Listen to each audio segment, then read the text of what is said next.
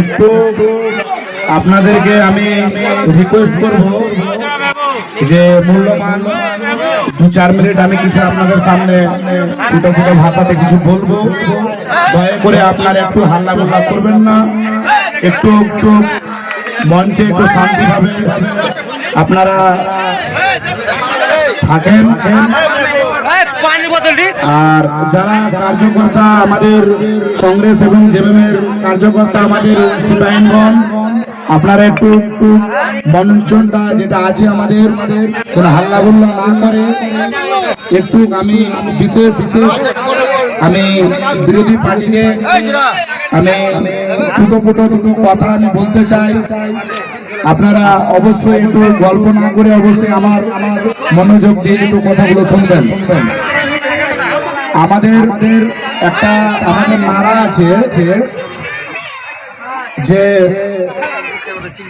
BJP और AJSU party का एक ही काम, झूठ बोले सुबह शाम, पकड़ जाएगा तो बोलेगा जय श्री राम।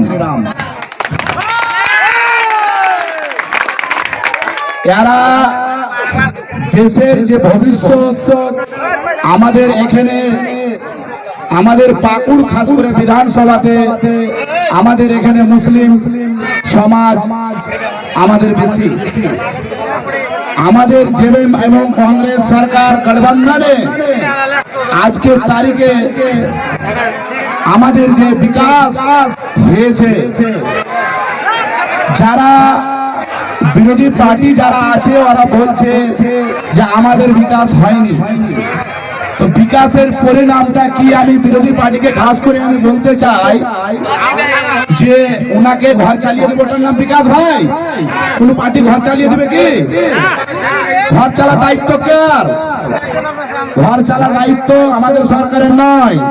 সরকারের যেগুলা বিকাশ হলো যেরকম আমরা বিজলি 200 ইউনিট ফ্রি, আমাদের আবু আবাস যোজনা দিয়েছে 2,20,000 টাকা করে প্রতি মানে ঘরকে দিয়েছে 300 থেকে 400 ঘর প্রীতিনগর পঞ্চায়েত নয় 81 সিটে প্রত্যেকটা পঞ্চায়েতে 400 থেকে 80 পর্যন্ত ঘর পেয়ে নিয়েছে। যেটি ঘর এখন অলরেডি বাকি আছে আমাদের ইলেকশনে আসার কারণে ওই ঘরগুলো আটকে আছে।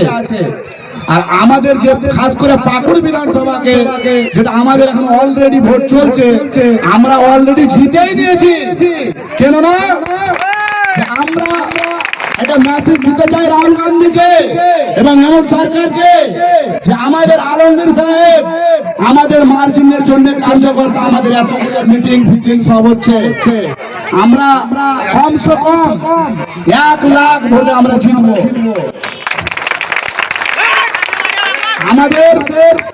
আমাদের যখন বিজেপি ভাজপা সরকার ছিল রঘুনাথ বুকে হাত দিয়ে বলো তো হিন্দু মুসলমান যে আমাদের পাকুড় বিধানসভাতে কিভাবে আমাদের দাঙ্গা লাগিয়ে পুলিশ টর্চার করতো কি করতাম না? সেই বিজেপিকে নিয়ে এসে আমাদের পাকুড় বিধানসভাতে আমাদের মুসলিম হিন্দু মুসলিম ভাইচারাকে দ্বন্দ্ব লাগিয়ে রাজনীতি করে নিজের কবজা করার জন্য ওরা এইসব ষড়যন্ত্র করেছে। আজকে আমাদের কংগ্রেস আমাদের যে কংগ্রেস জেএমএম সরকার আমাদের জাতিবাদী নয়, জাতি পার্টি যদি একটাই আছে তো যেটা হচ্ছে আজসু আর বিজেপি। আমাদের কংগ্রেস যে বিকাশ আলমগীর আলম সাহেব করেছেন আপনারা সাধারণ মানুষ জানেন না। যারা কার্যকর্তা যারা আছে যারা অ্যাক্টিভ আছে যেরকম মুখিয়া সাহেবরা আছে পঞ্চায়েত লেভেলে যারা নেতা আছে যারা জেলা পরিষদ আছে যারা যোগ্য নেতা আছে যারা অরিজিনালে অ্যাক্টিভ থাকে যে কোনো রাজনীতিবিদে ওরা সব জানে যে এখানে একমাত্র যদি আমরা সুকুন শান্তিতে আছি তা আলমগীর আলমের জন্য।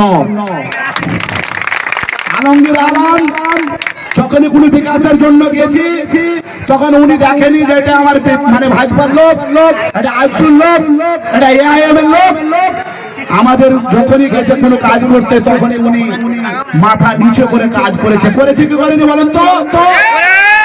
কাজ করেছে না করেনি বলেন? আজকে আমাদের পঞ্চায়েত থেকে নিয়ে আমাদের 81 সিটের কথা বলতে চাই আমি যে আমাদের জেএমএম এবং কংগ্রেসের সরকার যেটা আমাদের কাজ বিকাশ করেছে। আমাদের এখন পর্যন্ত ঝাড়খণ্ড কোন সরকার এখন পর্যন্ত বিজেপি করতে পারেনি, আগামী তো করতে পারবে না। আর একটা কথা বলতে চাই, একটা বাটপার দালাল আসামের যে বিজেপির মুখ্যমন্ত্রী আপনার ভোট নিয়ে আপনার সাথে আসবে আর আপনাকে বলবে যে বাংলাদেশে ভোট করে পাঠাবে। আমি এই কথাটা বলতে চাই এই কারণে সবাই মিলে আমরা আমাদের গ্রাম পঞ্চায়েত নিমতলা ময়দানে স্বাগত করব। এদিকে যথেষ্ট মুখিয়া সাহেব, এদিকে মঞ্চে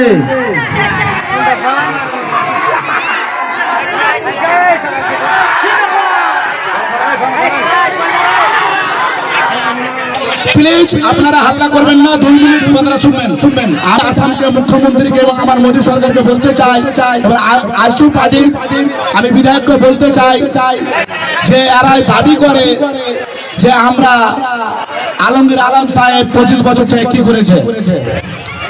আলমগীর আলম অনেক কিছু করেছে, আপনারা জানেন, অবগত আছেন আপনারা। আমি একটা কথা বলতে চাই আসামের মুখ্যমন্ত্রীকে এবং আমি মোদী সরকারকে, যদি বাংলাদেশে ঘুষপাটিকে নিয়ে আছে তো মোদী সরকার নিয়ে আছে, আলসু পার্টি নিয়ে আছে তো কেন নিয়ে আছে? উনি হচ্ছে 1 নম্বরের বড় চোর। কেন না? ওরা চাইছে যে আলমগীর আলমকে জেলে ভরে চক্রান্ত করে ওরা ঝাড়খণ্ডে মুখ্যমন্ত্রী আনতে চাইছে। অত সহজ নয়। আমাদের ঝাড়খণ্ডের কর্মীরা অত বোকা নয় যে বিজেপির দালালের চক্করে পড়ে আমরা ভোট দিয়ে ওদের হাত মজবুত করে আজকে মানে আমাদের ঝাড়খণ্ডকে একটা ভাইচারা ঝাড়খণ্ডকে আমরা মানে বিপদে ফেলে আমরা মানে নষ্ট করতে চান। কি আপনারা নষ্ট করতে চান বিজেপি সরকারকে করে? একটা কথা আছে বাংলায়, সুকুন থেকে শান্তি ভালো। বিজেপি সরকার একটা ভোট আপনাদের নিয়ে পার্লামেন্টে যে গরিব ভাইয়ের ভোট নিয়ে আমাদের ভোট নিয়ে মোদী সরকার সাতটাতে কুর্সিতে বসে আমরা কি বলছে বাংলাদেশে? আরে বাংলাদেশে আমাদের ঝাড়খণ্ডে নাই, বাংলাদেশি খোদ মোদী সাহেব এসেছে তো, তাই জন্য বলছে চোরের মায়ের বড় গলা। কেন? হার কাজে মুদ্রা কিছু না, হিন্দু মুসলিম এর কাজ হচ্ছে লড়া।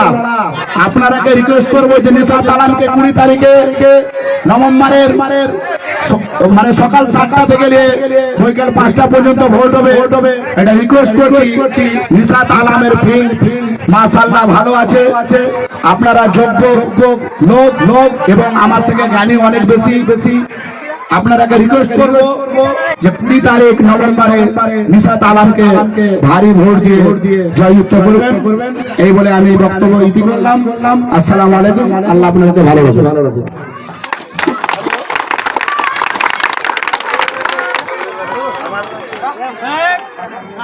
আমার হাসান ভাই অনেক সংক্ষেপ টাইমের মধ্যে আপনারাকে অনেক কিছু বুঝিয়ে দিয়েছে, তার জন্য হাসান ভাইকে অনেক ধন্যবাদ। আগে মন সঞ্চালন করার জন্য আমি হরিময়